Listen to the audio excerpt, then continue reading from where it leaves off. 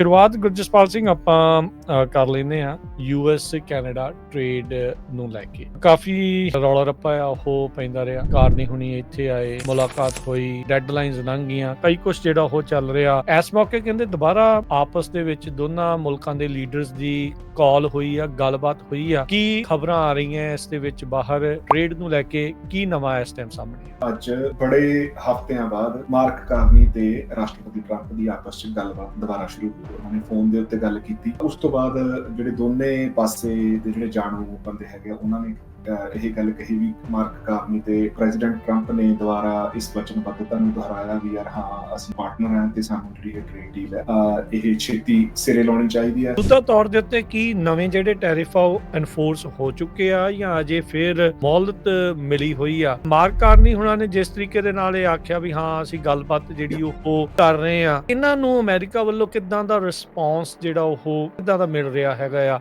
Negotiate ਕਰਨ ਨੂੰ ready ਨੇ ਜਾਂ ਕਿੱਦਾਂ ਮਤਲਬ ਚੱਲ ਰਿਹਾ? ਕੀ ਦੱਸਿਆ ਕੀ ਜਾ ਰਿਹਾ ਪਬਲਿਕ ਨੂੰ ਇਸ ਟਾਈਮ? ਜਿਹੜੇ ਲੋਕੀ ਨੇ ਉਹ ਡਟੇ ਹੋਏ ਨੇ ਆਪਣੀ ਜਿਹੜੀ ਕੈਨੇਡਾ ਦੀ ਸਰਕਾਰ ਦੇ ਪਿੱਛੇ ਵੀ ਕੋਈ ਨਹੀਂ ਤੁਸੀਂ ਦੱਬ ਕੇ ਰੱਖੋ, ਅਸੀਂ ਥੋੜਾ ਨੁਕਸਾਨ ਚੱਲ। ਮੈਂ ਜਿਹੜੀ ਗੱਲ ਕਰ ਰਿਹਾ ਬਿਜ਼ਨਸਿਸ ਹਰਟ ਹੋ ਤੇ ਉਹ ਬਿਜ਼ਨਸਿਸ ਨੇ ਮੈਨੂੰ ਲੱਗਦਾ ਵੀ ਹੁਣ ਸਰਕਾਰ ਤੇ ਪ੍ਰੈਸ਼ਰ ਪਾਉਣਾ ਵੀ ਸ਼ੁਰੂ ਕੀਤਾ ਹੋਣਾ ਵੀ ਨਹੀਂ ਵੀ ਇਸ ਤਰੀਕੇ ਨਾਲ ਜ਼ਿਆਦਾ ਚਿਰ ਨਹੀਂ ਅਸੀਂ ਸਰਵਾਈਵ ਕਰ ਸਕਦੇ, ਤੁਸੀਂ ਕਿਸੇ ਨਾ ਕਿਸੇ ਲੜ ਸਿਰੇ ਲਾਓ, ਚਾਹੇ ਉਹਦੇ ਲਈ ਕੰਸੈਸ਼ਨਸ ਦੇਣੇ ਪੈਣ। ਪਤਾ ਨਹੀਂ ਅੰਦਰੋਂ ਕੀ ਚੱਲ ਰਿਹਾ, ਪਰ ਜਿਹੜੀ ਮੈਂ ਆਪਣੇ ਜਿਹੜੇ ਮੇਰਾ ਮਿਡ ਸਾਈਜ਼ਡ ਬਿਜ਼ਨਸਿਸ ਨਾਲ ਗੱਲਬਾਤ ਹੈ ਤੇ ਉਹਨਾਂ ਤੋਂ ਜਿਹੜੀ ਗੱਲਬਾਤ ਇਹ ਸੁਣਨ ਨੂੰ ਮਿਲ ਰਹੀ ਹੈ ਹਾਂਜੀ ਕਾਫੀ ਜ਼ਿਆਦਾ ਫਾਈਨੈਂਸ਼ੀਅਲ ਅਕਾਊਂਟੇਬਿਲਿਟੀ ਆਫਿਸਰ ਜਿਹੜੇ ਆ ਉਹਨਾਂ ਨੇ ਜਿਹੜਾ ਉਹ ਦੱਸਿਆ, ਕਹਿੰਦੇ ਵੀ ਕੋਵਿਡ ਨੂੰ ਵਿੱਚੋਂ ਛੱਡ ਦਈਏ ਤਾਂ ਉਸ ਤੋਂ ਇਲਾਵਾ ਇਹ ਇੰਨਾ ਵੱਡਾ ਜਿਹੜਾ ਇਹ ਜੌਬ ਲਾਸ ਆ ਉਹ ਵੱਡੇ ਪੱਧਰ ਦੇ ਉੱਤੇ ਜਿਹੜਾ ਉਹ ਹੈਗਾ ਆ। 18,000 ਪਾਰਟ ਟਾਈਮ ਜੌਬਸ ਐਡ ਹੋਈਆਂ ਨੇ, ਪਰ 56,000 ਓਵਰਆਲ ਫੁੱਲ ਟਾਈਮ ਜੌਬਸ ਜਿਹੜੀਆਂ ਆ ਉਹ ਲਾਸ ਜਿਹੜੀਆਂ ਉਹ ਹੋਈਆਂ ਨੇ। ਤਾਂ ਅਨਇੰਪਲੋਇਮੈਂਟ ਦੀ ਦਰ 7.8% ਦੇ ਉੱਤੇ ਆ। That's pretty steep.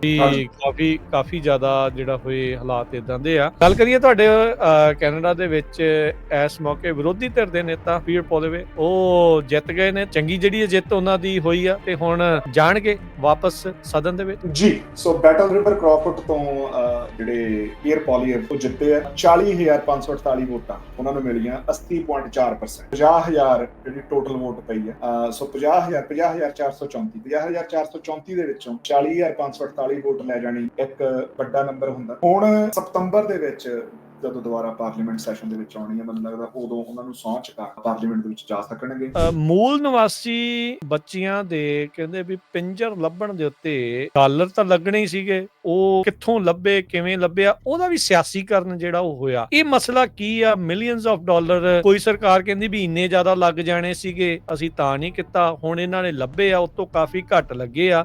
ਸੋ ਇਹ ਮਸਲਾ ਪੂਰਾ ਕੀ ਸੀਗਾ ਤੇ ਗੱਲ ਇੱਥੇ ਤੱਕ ਪਿੰਜਰ ਜਿਹੜੇ ਲੈਂਡਫਿਲ ਚੋਂ ਲੱਭਣ ਵਾਲੀ ਪਾਸੇ ਨੂੰ ਗੱਲ ਕਿੱਦਾਂ ਪਹੁੰਚੀ? ਕੈਨੇਡਾ ਦੇ ਵਿੱਚ ਜਿਹੜੇ ਮੂਲ ਨਿਵਾਸੀ ਲੜਕੀਆਂ ਉਹਨਾਂ ਦੇ ਲਾਪਤਾ ਹੋ ਜਾਣ ਦੀ ਖਬਰ ਹਮੇਸ਼ਾ ਜਿਹੜਾ ਹੌਟ ਟੌਪਿਕ ਹੈ। ਹੁੰਦਾ ਕੀ ਹੈ ਵੀ ਬੱਚੀਆਂ ਲਾਪਤਾ ਹੋ ਜਾਂਦੀਆਂ ਪਰ ਪੁਲਿਸ ਉਹਨਾਂ ਦੀ ਕੋਈ ਬਹੁਤੀ ਪੈਰਵਾਈ ਨਹੀਂ ਕਰਦੀ, ਉਹਨਾਂ ਨੂੰ ਸੀਰੀਅਸਲੀ ਨਹੀਂ ਲੈਂਦੀ ਕਿਉਂਕਿ ਉਹਨਾਂ ਨੂੰ ਇਹ ਗੱਲ ਕਹਿ ਦਿੱਤੀ ਜਾਂਦੀ ਹੈ ਵੀ ਤੁਹਾਡੇ ਬੱਚੇ ਦਾ ਘਰੋਂ ਭੱਜ ਗਏ। ਵੈਸਟ ਬੈਂਕ ਦੇ ਵਿੱਚ ਜੋ ਇਜ਼ਰਾਈਲ ਨੇ ਹੁਣ ਐਕਸਪੈਂਸ਼ਨ ਦੀ ਗੱਲ ਕੀਤੀ ਆ, ਉਸ ਨੂੰ ਕੈਨੇਡਾ ਨੇ ਜਿਹੜਾ ਕਿਹੜਾ ਵੀ ਕੰਡੈਮ ਕੀਤਾ ਹੈ, ਉਸ ਨੂੰ ਮਾੜਾ ਆਖਿਆ ਆ। ਗਾਜ਼ਾ ਦੇ ਵਿੱਚੋਂ ਲੋਕਾਂ ਨੂੰ ਚੱਕ ਕੇ ਬਾਹਰ ਹੋਰ ਮੁਲਕਾਂ 'ਚ ਘੱਲਣ ਦੀ ਜਿਹੜੀ ਗੱਲ ਆ ਉਹ ਵੀ ਆਪਾਂ ਜਿਹੜੀ ਉਹ ਸੁਣ ਰਹੇ ਆ। ਇਸ ਮੌਕੇ ਇਜ਼ਰਾਈਲ ਦੀ ਕੁਝ ਵੈਸਟਰਨ ਮੁਲਕਾਂ ਦੇ ਨਾਲ ਕਹਿ ਲਓ ਵੀ ਖੜਕੀ ਪਈ ਆ। ਇਸ ਦੇ ਬਾਵਜੂਦ ਕਿਤੇ ਨਾ ਕਿਤੇ ਬਾਕੀ ਮੁਲਕ ਜਾਂ ਬਾਕੀ ਦੁਨੀਆ ਥੋੜੀ ਕੰਪਲਿਸਿਟ ਚੱਲ ਰਹੀ ਹੈ ਜੋ ਇਜ਼ਰਾਈਲ ਕਰ ਰਿਹਾ ਇਸ ਟਾਈਮ। ਸਾਰਾ ਹੀ ਬੈਸਟ ਹੈ, ਉਹ ਜਿੰਨਾ ਕਰਨਾ ਚਾਹੀਦਾ ਇਜ਼ਰਾਈਲ ਪੈਲੇਸਟਾਈਨ ਦੇ ਮਾਮਲੇ ਦੇ ਵਿੱਚ ਉਨੀ ਸਖਤੀ ਨਹੀਂ ਕਰ ਰਿਹਾ। ਪੰਜਾਬੀ ਰੇਡੀਓ USA ਸੁਣ ਰਹੇ ਦੇਖ ਰਹੇ ਸਾਡੇ ਸਾਰੇ ਹੀ ਸਰੋਤਿਆਂ ਤੇ ਦਰਸ਼ਕਾਂ ਨੂੰ ਜੀ ਆਇਆਂ ਨੂੰ ਆਖਦੇ ਹਾਂ ਸਾਡੇ ਪ੍ਰੋਗਰਾਮ ਅਪਡੇਟ ਕੈਨੇਡਾ ਦੇ ਵਿੱਚ। ਅੱਜ ਦਾ ਜਿਹੜਾ ਪ੍ਰੋਗਰਾਮ ਸਾਂਝੀ ਸਾਥ ਦੇ ਵਿੱਚ ਖਾਸ ਕਰਕੇ ਕੈਨੇਡਾ ਨੂੰ ਲੈ ਕੇ ਆਪਾਂ ਅਪਡੇਟਸ ਤੁਹਾਡੇ ਨਾਲ ਸਾਂਝੀਆਂ ਕਰਦੇ ਹਾਂ। ਜੁੜ ਚੁੱਕੇ ਨੇ ਮੇਰੇ ਨਾਲ ਗੁਰਜਸਪਾਲ ਸਿੰਘ। ਗੁਰਜਸਪਾਲ ਸਿੰਘ ਜੀ ਆਇਆਂ ਨੂੰ ਸਵਾਗਤ ਹੈ। ਸਤਿ ਸ੍ਰੀ ਅਕਾਲ ਜੀ। ਰਾਜਕਰਵੀਰ ਸਿੰਘ ਸਤਿ ਸ੍ਰੀ ਅਕਾਲ। ਪੰਜਾਬੀ ਰੇਡੀਓ USA ਸੁਣ ਰਹੇ ਸਾਰੇ ਸਰੋਤਿਆਂ ਨੂੰ, ਪੰਜਾਬੀ ਟੀਵੀ USA ਦੇਖ ਰਹੇ ਸਾਰੇ ਦਰਸ਼ਕਾਂ ਨੂੰ ਬਹੁਤ ਹੀ ਲੱਗੀ ਜੀ ਆਇਆਂ ਨੂੰ। ਸਤਿ ਸ੍ਰੀ ਅਕਾਲ। ਵੱਖ-ਵੱਖ ਜਿਹੜੀਆਂ ਨਿਊਜ਼ ਆਈਟਮਸ ਆ ਜਾਂ ਜੋ ਉੱਥੇ ਟੌਪਿਕਸ ਦੇ ਉੱਤੇ ਗੱਲਬਾਤ ਚੱਲ ਰਹੀ ਆ ਉਸ ਉੱਤੇ ਵੀ ਆਪਾਂ ਗੱਲਬਾਤ ਜਿਹੜੀ ਉਹ ਕਰਾਂਗੇ। ਹਰ ਵੀਰਵਾਰ ਨੂੰ ਆਪਾਂ ਤੁਹਾਡੇ ਲਈ ਜਿਹੜਾ ਇਹ ਪ੍ਰੋਗਰਾਮ ਆ ਉਹ ਲੈ ਕੇ ਹਾਜ਼ਰ ਹੁੰਦੇ ਆ, ਜਿਸ ਦੇ ਵਿੱਚ ਕੈਨੇਡਾ ਦੀਆਂ ਜਿਹੜੀਆਂ ਅਪਡੇਟਸ ਆ ਉਹ ਸਾਂਝੀਆਂ ਜਿਹੜੀਆਂ ਉਹ ਕੀਤੀਆਂ ਜਾਂਦੀਆਂ ਆ। ਸ਼ੁਰੂਆਤ ਗੁਰਜਸਪਾਲ ਸਿੰਘ ਆਪਾਂ ਕਰ ਲੈਂਦੇ ਹਾਂ US ਕੈਨੇਡਾ ਟ੍ਰੇਡ ਨੂੰ ਲੈ ਕੇ। ਕਾਫੀ ਰੌਲਾ ਰੱਪਾ ਆ ਉਹ ਪੈਂਦਾ ਰਿਹਾ। ਕਾਰਨੀ ਹੁਣੀ ਇੱਥੇ ਆਏ, ਮੁਲਾਕਾਤ ਹੋਈ, ਡੈਡਲਾਈਨਸ ਲੰਘ ਗਈਆਂ, ਕਈ ਕੁਛ ਜਿਹੜਾ ਉਹ ਚੱਲ ਰਿਹਾ। ਇਸ ਮੌਕੇ ਕਹਿੰਦੇ ਦੁਬਾਰਾ ਆਪਸ ਦੇ ਵਿੱਚ ਦੋਨਾਂ ਮੁਲਕਾਂ ਦੇ ਲੀਡਰਸ ਦੀ ਕਾਲ ਹੋਈ ਆ, ਗੱਲਬਾਤ ਹੋਈ ਆ। ਕੀ ਖਬਰਾਂ ਆ ਰਹੀਆਂ ਇਸ ਦੇ ਵਿੱਚ ਬਾਹਰ ਟ੍ਰੇਡ ਨੂੰ ਲੈ ਕੇ, ਕੀ ਨਵਾਂ ਇਸ ਟਾਈਮ ਸਾਹਮਣੇ ਆ? ਸੋ ਰਾਜਕਰਨ, ਜਿਵੇਂ ਆਪਾਂ ਨੂੰ ਸਾਰਿਆਂ ਨੂੰ ਪਤਾ ਹੀ ਆ ਵੀ ਜਿਹੜੀ ਜਦੋਂ ਰਾਸ਼ਟਰਪਤੀ ਟਰੰਪ ਅਮਰੀਕਾ ਆਏ ਤਾਂ ਉਹਨਾਂ ਨੇ ਸਾਰਿਆਂ ਤੇ ਬਲੈਂਕੇਟ ਟੈਰਿਫ ਲਾਏ। ਫਿਰ ਉਹਨਾਂ ਨੇ ਕੁਝ ਕੁ ਮੁਲਕਾਂ ਦੇ ਨਾਲ ਇੱਕ ਇੱਕ ਕਰਕੇ ਜਿਹੜੀਆਂ ਡੀਲਸ ਬਣਾਈਆਂ, ਜਿਹਦੇ ਵਿੱਚ ਯੂਕੇ ਨਾਲ ਆਲਰੇਡੀ ਡੀਲ ਹੋ ਚੁੱਕੀ ਹੈ, ਯੂਰੋਪੀਅਨ ਯੂਨੀਅਨ ਨਾਲ ਹੋ ਚੁੱਕੀ ਹੈ। ਕੈਨੇਡਾ ਜਿਹੜਾ ਕਿ ਅਮਰੀਕਾ ਦਾ ਸਭ ਤੋਂ ਨੇੜੇ ਦਾ, ਸਭ ਤੋਂ ਕਲੋਜ਼ ਐਲਾਈ ਹੈਗਾ, ਸਭ ਤੋਂ ਨੇੜੇ ਦਾ ਭਾਈਵਾਲ ਹੈ, ਉਹਦੇ ਨਾਲ ਹਜੇ ਤੱਕ ਕੋਈ ਡੀਲ ਨਹੀਂ ਹੋ ਸਕੀ। ਜਦੋਂ ਪ੍ਰਧਾਨ ਮੰਤਰੀ ਮਾਰਕ ਕਾਰਨੀ ਵਾਈਟ ਹਾਊਸ ਦੇ ਵਿੱਚ ਗਏ ਸੀਗੇ, ਉਦੋਂ ਜਿਹੜੀ ਗੱਲਬਾਤ ਏਦਾਂ ਲੱਗਿਆ ਸੀਗਾ ਵੀ ਇੱਕ ਡੀਲ ਛੇਤੀ ਹੀ ਬਣਾ ਲਈ ਜਾਊਗੀ।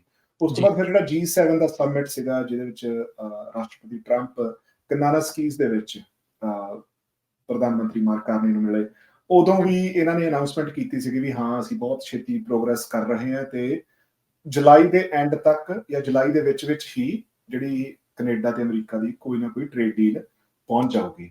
ਪਰ ਜਦੋਂ ਗੱਲਬਾਤ ਚੱਲੀ, ਉਸ ਤੋਂ ਬਾਅਦ ਜਿਹੜੇ ਬੜੇ ਸੰਕੇਤ ਆਉਣੇ ਸ਼ੁਰੂ ਹੋ ਗਏ ਵੀ ਨਹੀਂ, ਡੀਲ ਨਹੀਂ ਬਣਨੀ। ਫਿਰ ਰਾਸ਼ਟਰਪਤੀ ਟਰੰਪ ਨੇ 1 ਅਗਸਤ ਤੱਕ ਦੀ ਕੈਨੇਡਾ ਦੇ ਉੱਤੇ ਡੈਡਲਾਈਨ ਲਾ ਦਿੱਤੀ ਵੀ 1 ਅਗਸਤ ਤੱਕ ਤੁਸੀਂ ਸਾਡੇ ਨਾਲ ਡੀਲ ਕਰੋ, ਨਹੀਂ ਫਿਰ ਅਸੀਂ ਤੁਹਾਡੇ ਤੇ ਸਖਤ ਟੈਰਿਫ ਲਾਵਾਂਗੇ। 1 ਅਗਸਤ ਤੱਕ ਜਦੋਂ ਕੋਈ ਵੀ ਟ੍ਰੇਡ ਡੀਲ ਨਹੀਂ ਹੋਈ ਤਾਂ 1 ਅਗਸਤ ਨੂੰ ਪ੍ਰੈਜ਼ੀਡੈਂਟ ਟਰੰਪ ਨੇ 35% ਕੈਨੇਡਾ ਦੇ ਉੱਤੇ ਟੈਰਿਫ ਲਾਏ ਸੀਗੇ। ਇਹ ਉਹਨਾਂ ਚੀਜ਼ਾਂ ਦੇ ਉੱਤੇ ਆ ਜਿਹੜੀਆਂ ਕੁਜ਼ਮਾਂ ਦੇ ਅੰਡਰ ਨਹੀਂ ਕਵਰਡ, ਪਰ ਜਿਹੜੀ ਇਹਦੇ ਵਿੱਚ ਸਭ ਤੋਂ ਜ਼ਿਆਦਾ ਅਫੈਕਟਡ ਇੰਡਸਟਰੀ ਹੈਗੀ ਉਹ ਹੈਗੀ ਐਲੂਮੀਨੀਅਮ, ਸਟੀਲ ਤੇ ਜਿਹੜੇ ਆਟੋ ਪਾਰਟਸ ਹੈ, ਜਿਨ੍ਹਾਂ ਨੂੰ ਇਹ ਜਿਹੜੀ ਡੀਲ ਹੈਗੀ ਉਹ ਕਾਫੀ ਜ਼ਿਆਦਾ ਜਿਹੜੇ ਇਹ ਟੈਰਿਫਸ ਹੈਗੇ ਆ ਅਸਰ ਕਰ ਰਹੇ ਆ। ਉਦੋਂ ਤੋਂ ਮਾਰਕ ਕਾਰਨੀ ਦੀ ਤੇ ਰਾਸ਼ਟਰਪਤੀ ਟਰੰਪ ਦੀ ਆਪਸ ਦੇ ਵਿੱਚ ਕੋਈ ਵੀ ਗੱਲਬਾਤ ਨਹੀਂ ਸੀ ਹੋਈ। ਅੱਜ ਸਵੇਰੇ ਹੀ ਜਿਹੜੇ ਕੈਨੇਡਾ ਦੇ ਫੋਰਨ ਸੈਕਟਰੀ ਹੈਗੇ, ਜਿਹੜੀ ਸਾਡੀ ਆਪਾਂ ਲਾ ਲਈਏ ਜੀ ਅੰਤਰਰਾਸ਼ਟਰੀ ਮੰਤਰੀ ਹੈਗੇ, ਮਹਿਕਮੇ ਦੇ ਮੰਤਰੀ ਹੈਗੇ ਅਨੀਤਾ ਆਨੰਦ, ਉਹ ਵਾਸ਼ਿੰਗਟਨ ਪਹੁੰਚੇ ਹੋਏ ਸੀਗੇ। ਉਹਨਾਂ ਦੀ ਮਾਰਕ ਰੂਬੀਓ ਨਾਲ ਅੱਜ ਮੀਟਿੰਗ ਸੀਗੀ ਇਹਨੂੰ ਟ੍ਰੇਡ ਡੀਲ ਨੂੰ ਅੱਗੇ ਵਧਾਉਣ ਲਈ।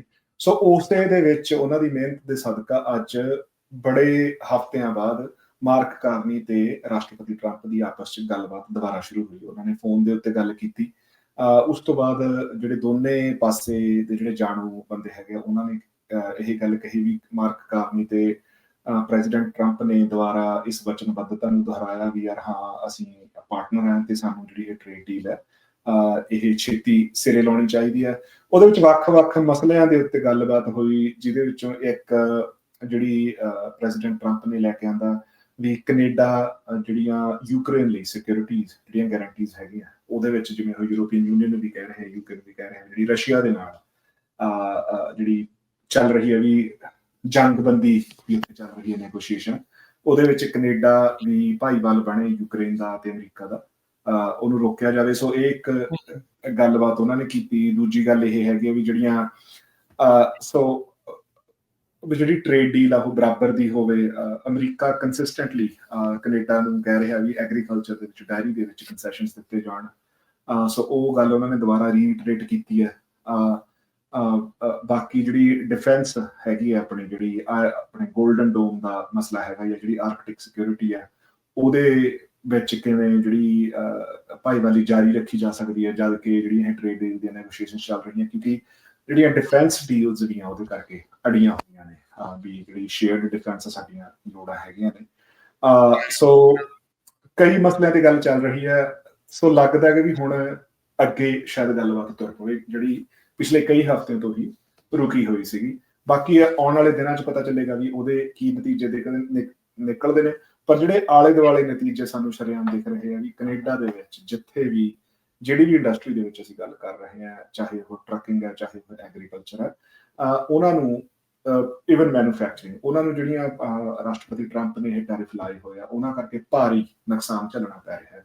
ਖਬਰਾਂ ਤਾਂ ਅਸੀਂ ਇਹ ਪੜ੍ਹ ਰਹੇ ਹਾਂ ਵੀ ਅਮਰੀਕਾ ਦੇ ਵਿੱਚ ਵੀ ਇਹ ਸੇਮ ਹੀ ਹਾਲਾਤ ਨੇ ਵੀ ਅਮਰੀਕਾ ਦੀਆਂ ਜਿਹੜੀਆਂ ਕੰਪਨੀਆਂ ਹੈਗੀਆਂ ਉਹਨਾਂ ਨੂੰ ਵੀ ਇਸ ਗੱਲ ਕਰਕੇ ਨੁਕਸਾਨ ਝੱਲਣਾ ਪੈ ਰਿਹਾ। ਪਰ ਕੈਨੇਡਾ ਬਿਲਕੁਲ ਹੀ ਜਿਹੜੀਆਂ ਮਤਲਬ ਜਦੋਂ ਮੈਂ ਆਲੇ ਦੁਆਲੇ ਵਿਚਰਦਾ ਬਿਜ਼ਨਸਿਸ ਨਾਲ ਗੱਲ ਕਰਦਾ, ਉਹ ਬਹੁਤ ਜ਼ਿਆਦਾ ਪ੍ਰਭਾਵਿਤ ਆ ਤੇ ਸਾਰਿਆਂ ਦੀ ਇਹ ਕੋਸ਼ਿਸ਼ ਹੈ ਵੀ ਛੇਤੀ ਤੋਂ ਛੇਤੀ ਇਹ ਕਿਸੇ ਪਾਸੇ ਗੱਲ ਲੱਗੇ।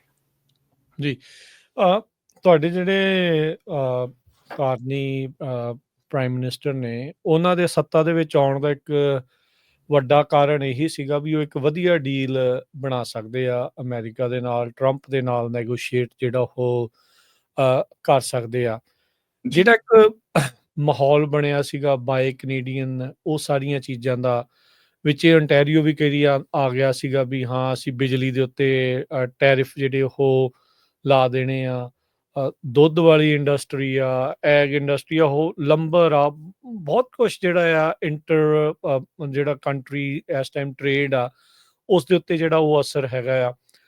ਸੋ ਮੌਜੂਦਾ ਤੌਰ ਦੇ ਉੱਤੇ ਕੀ ਨਵੇਂ ਜਿਹੜੇ ਟੈਰਿਫ ਆ ਉਹ ਐਨਫੋਰਸ ਹੋ ਚੁੱਕੇ ਆ ਜਾਂ ਅਜੇ ਫਿਰ ਮੌਲਤ ਮਿਲੀ ਹੋਈ ਆ? ਤੇ ਮਾਰਕ ਕਾਰਨੀ ਹੁਣਾਂ ਨੇ ਜਿਸ ਤਰੀਕੇ ਦੇ ਨਾਲ ਇਹ ਆਖਿਆ ਵੀ ਹਾਂ ਅਸੀਂ ਗੱਲਬਾਤ ਜਿਹੜੀ ਉਹ ਕਰ ਰਹੇ ਆ, ਇਹਨਾਂ ਨੂੰ ਅਮਰੀਕਾ ਵੱਲੋਂ ਕਿੱਦਾਂ ਦਾ ਰਿਸਪੌਂਸ ਜਿਹੜਾ ਉਹ ਮਿਲ ਰਿਸਪੌਂਸ ਕਿੱਦਾਂ ਦਾ ਮਿਲ ਰਿਹਾ ਹੈਗਾ ਆ? ਨੈਗੋਸ਼ੀਏਟ ਕਰਨ ਨੂੰ ਰੈਡੀ ਨੇ ਜਾਂ ਕਿੱਦਾਂ ਮਤਲਬ ਚੱਲ ਰਿਹਾ? ਕੀ ਦੱਸਿਆ ਕੀ ਜਾ ਰਿਹਾ ਪਬਲਿਕ ਨੂੰ ਇਸ ਟਾਈਮ? ਦੇਖੋ ਉਹਦੇ ਸਪੈਸੀਫਿਕਸ ਤਾਂ ਬਾਹਰ ਨਹੀਂ ਆਉਂਦੇ। ਜਿਹੜੇ ਲੋਕੀ ਨੇ ਉਹ ਡਟੇ ਹੋਏ ਨੇ ਆਪਣੀ ਜਿਹੜੀ ਕੈਨੇਡਾ ਦੀ ਸਰਕਾਰ ਦੇ ਪਿੱਛੇ ਵੀ ਕੋਈ ਨਹੀਂ ਤੁਸੀਂ ਦੱਬ ਕੇ ਰੱਖੋ, ਅਸੀਂ ਥੋੜਾ ਨੁਕਸਾਨ ਚੱਲ ਲਾਂਗੇ।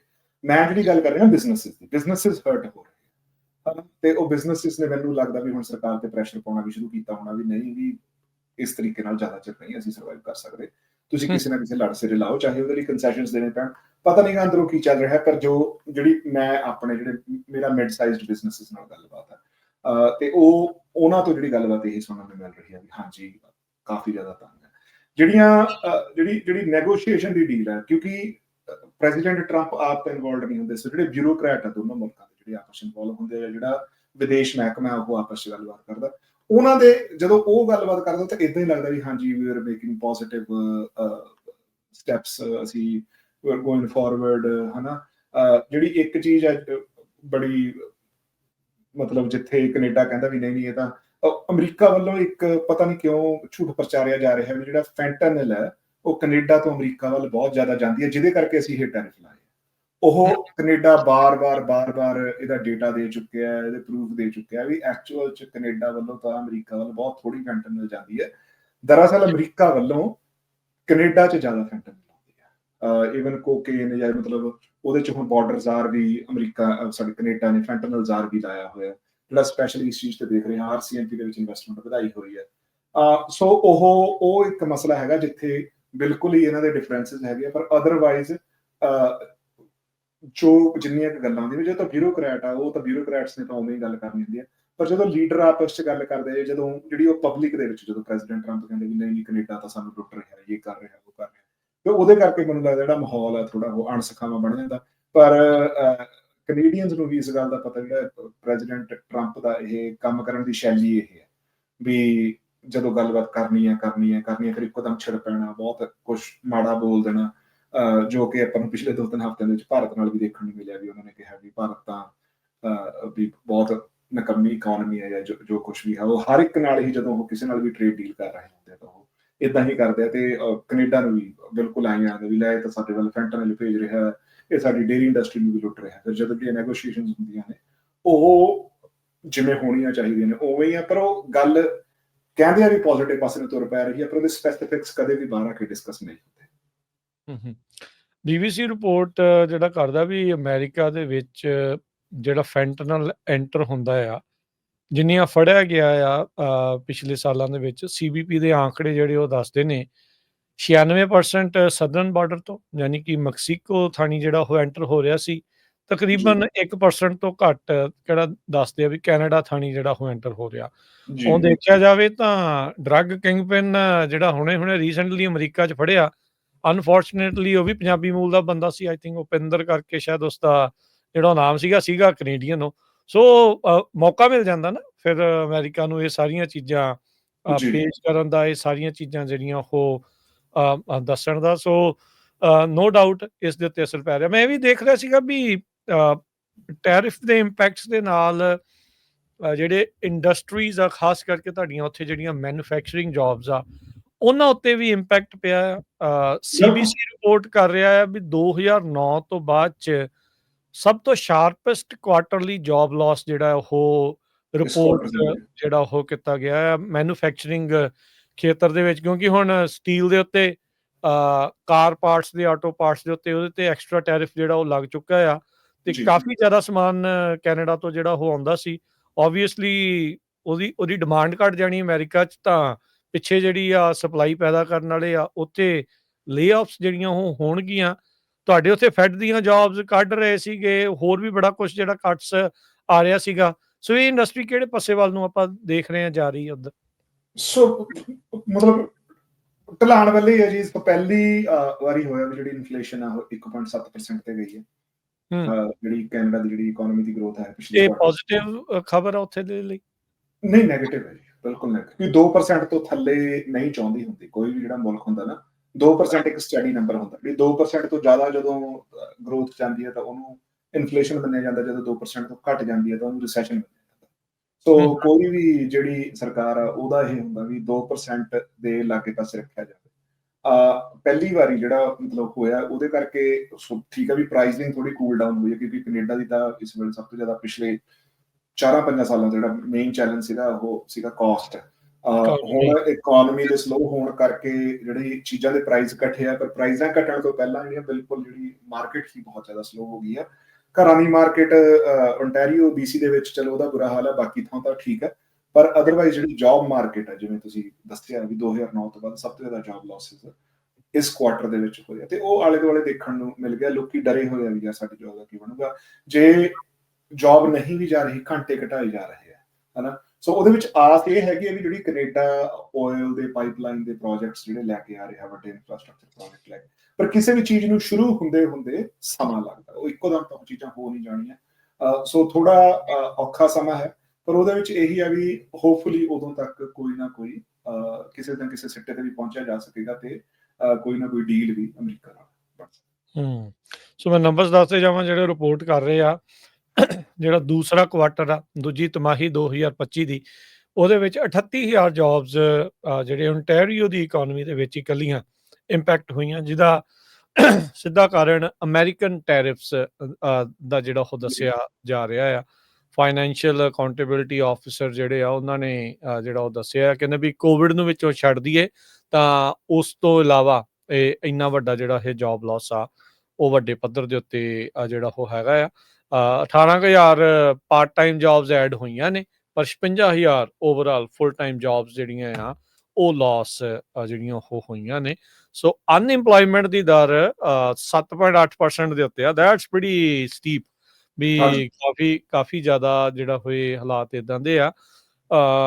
ਸੋ ਲੋਕਾਂ ਦੇ ਵਿੱਚ ਇਹ ਜਿਹੜਾ ਮਨ ਦੇ ਵਿੱਚ ਜਿਹੜਾ ਇਹ ਹੁਣ ਡਰ ਹੋਊਗਾ, ਜਿਨ੍ਹਾਂ ਨੇ ਹੁਣ ਮਹਿੰਗੇ ਘਰ, ਜਿਹੜੇ ਤੁਸੀਂ ਇੱਕ ਰੀਅਲ ਏਸਟੇਟ ਮਾਰਕੀਟ ਦੀ ਗੱਲ ਕੀਤੀ ਆ, ਉੱਥੇ ਲੋਕਾਂ ਦੇ ਵਿੱਚ ਫਿਰ ਕਾਫੀ ਟੈਨਸ਼ਨ ਆ ਵੀ ਇਹ ਕਿੱਦਾਂ ਬਣੂਗਾ, ਕਿੱਦਾਂ ਪੇਮੈਂਟਾਂ ਜਿਹੜੀਆਂ ਉਹ ਦੇ ਹੋਣਗੀਆਂ। So that's going to be a challenge. ਹਾਂਜੀ, ਉਹ ਤਾਂ ਜਿਹੜਾ ਆਪਾਂ ਸਰੀ ਬਰੈਂਪਟਨ ਦੀ ਜਾਂ ਆਪਾਂ ਓਨਟਾਰੀਓ BC ਦੀ ਗੱਲ ਕਰ ਲਈਏ, ਉੱਥੇ ਤਾਂ ਪਹਿਲਾਂ ਹੀ ਲੋਕਾਂ ਦੀ ਬੱਸ ਹੋਈ ਪਈ ਹੈ, ਕਿਉਂਕਿ ਜਦੋਂ ਤੇਜ਼ੀ ਸੀਗੀ ਤਾਂ ਉਹਨਾਂ ਨੂੰ ਲੱਗਦਾ ਸੀਗਾ ਵੀ ਯਾਰ ਬਸ ਅਸੀਂ ਡਾਊਨ ਪੇਮੈਂਟ ਦੇ ਕੇ ਹੀ ਅਸੀਂ ਲੱਖਾਂ ਡਾਲਰ ਬਣਾ ਲੈਣਾ। ਸੋ ਹੁੰਦਾ ਕੀ ਸੀਗਾ ਉੱਥੋਂ ਦੀ ਮਾਰਕੀਟ ਦੇ ਵਿੱਚ, ਜਦੋਂ ਘਰ ਦੀ ਕਲੋਨੀ ਘੱਟ ਹੁੰਦੀ ਸੀ, ਜਿਹਨੂੰ ਆਪਾਂ ਕਹਿੰਦੇ, ਜਦੋਂ ਡਿਵੈਲਪਮੈਂਟ ਹਜੇ ਡਿਸਾਈਡ ਹੀ ਹੁੰਦੀ ਸੀਗੀ, ਉਦੋਂ ਉਹ ਘਰ ਬੁੱਕ ਕਰਾ ਲੈਂਦੇ ਸੀ। ਹੁਣ ਉਹ ਹੁੰਦਾ ਕੀ ਹੈ ਵੀ ਜਦੋਂ ਘਰ ਬੁੱਕ ਕਰਾਇਆ, ਤੁਸੀਂ $50,000 ਦੇਤਾ ਡਾਊਨ, ਤੇ ਤੁਸੀਂ ਬੁੱਕ ਕਰਾਇਆ ਮੰਨ ਲਓ $16 ਲੱਖ ਦਾ ਬੁੱਕ ਕਰਾ ਲਿਆ, ਹੁੰਦਾ ਕੀ ਉਹਨੂੰ 1.5 ਸਾਲ ਜਾਂ 2 ਸਾਲ ਬਣਨ ਨੂੰ ਲੱਗ ਗਏ ਸਾਰੀ ਕਲੋਨੀ ਨੂੰ, ਡਿਵੈਲਪਮੈਂਟ ਨੂੰ। ਤੇ ਜਦੋਂ ਉਹ ਬਣ ਗਈ, ਉਸ ਤੋਂ ਬਾਅਦ ਜਦੋਂ ਤੱਕ ਤੁਹਾਨੂੰ ਉਹਦਾ ਪੋਜੈਸ਼ਨ ਮਿਲਣਾ, ਉਦੋਂ ਤੱਕ ਉਸ ਘਰ ਦੀ ਪ੍ਰਾਈਸ 1.9 ਜਾਂ 2 ਮਿਲੀਅਨ ਹੋ ਗਈ, $20 ਲੱਖ।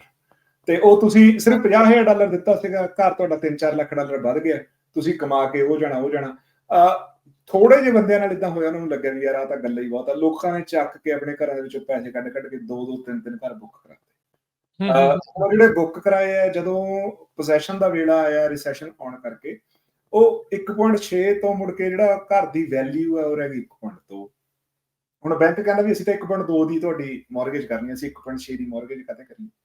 ਹੁਣ ਜਾਂ ਤਾਂ ਜੇ ਤੁਸੀਂ ਘਰ ਸਾਂਭਣਾ ਤਾਂ 4 ਲੱਖ ਤੁਸੀਂ ਪੱਲਿਓਂ ਪਾ ਕੇ ਉਹਨੂੰ ਘਰ ਨੂੰ ਹੋਲਡ ਕਰ ਸਕਦੇ ਆ।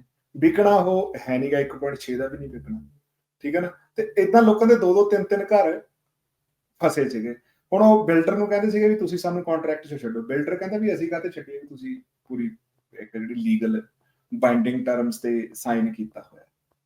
ਤਾਂ ਉਹਦੇ ਵਿੱਚ ਬਹੁਤ ਜ਼ਿਆਦਾ ਲੋਕਾਂ ਦੇ ਜਿਨ੍ਹਾਂ ਨੇ ਇਹ ਜਿਹੇ ਫਾਹੇ ਲਏ ਆ, ਉਹਨਾਂ ਦੀ ਆਪਣੀ ਜਿਹੜੀ ਪ੍ਰਾਇਮਰੀ ਰੈਜ਼ੀਡੈਂਸ ਤੋਂ ਵੀ ਹੱਥ ਧੋਣੇ ਪੈ ਰਹੇ ਆ।